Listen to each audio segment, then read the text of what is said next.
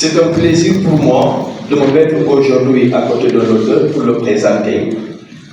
Un homme que j'ai rencontré, un homme que j'ai fréquenté, un homme que j'ai écouté, un homme que j'ai lu dans la mesure où j'ai eu la chance de lire l'ensemble de ses ouvrages qu'il a eu à écrire. Aujourd'hui, bonne année au 4e. Je félicite l'homme de passage parce qu'aujourd'hui, le monde des intellectuels semble être dans une situation très difficile.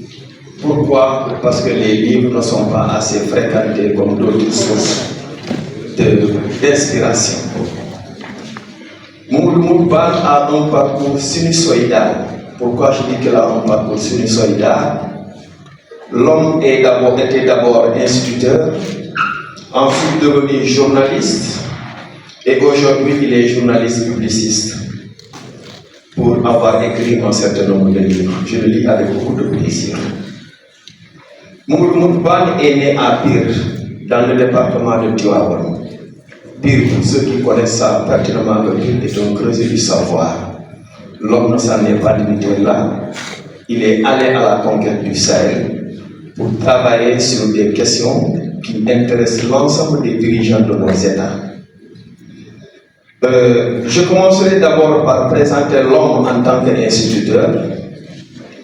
Il a servi d'abord dans le département de Nioro, ensuite à Dakar, de 1999 à 2006.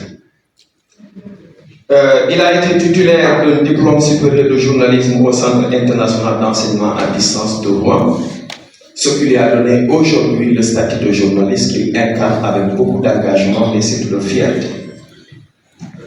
En 2003, il était le correspondant du quotidien Le Soleil. En 2004, le reporter du Messager. De 2006 à 2007, il est devenu directeur de rédaction du quotidien Express News. De 2009 à 2010, directeur de la rédaction Réumi Quotidien. De 2011 à 2012, directeur de publication et administrateur du site lesénégal.net. De 2012 à 2013, conseiller en communication de l'APIX, chargé des grands travaux du Sénégal. Et en 2017, il est devenu le directeur général du quotidien Dakar Time que lui-même a fondé.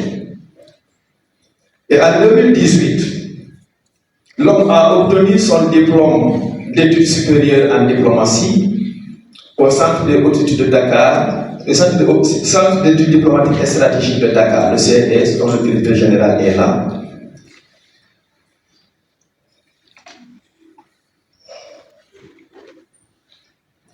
L'homme est devenu aujourd'hui écrivain avec la publication de son 4e ouvrage. Mais c'est intéressant que revienne un peu sur les 3 premiers qu'il a eu à écrire avant d'en venir au 4e. Crime organisé dans le Sahel, l'utilisation du numérique et les politiques de prévention. Ouvrage publié à Dakar par l'Harmattan en 2018 avec 216 pages. Mamadou Bane a essayé de disséquer dans cet ouvrage la criminalité organisée au Sahel dans un contexte marqué par l'impact du numérique sur l'environnement géopolitique de l'espace étudié. Il explore les vulnérabilités sécuritaires de la dite région, touchée de plein fouet par l'insécurité, se symbolisant par le terrorisme, le trafic illicite, la piraterie maritime, l'immigration illégale et irrégulière, mais surtout la cybercriminalité sur laquelle il a beaucoup insisté. L'auteur a mis en avant l'utilisation du numérique par les criminels dans leurs activités.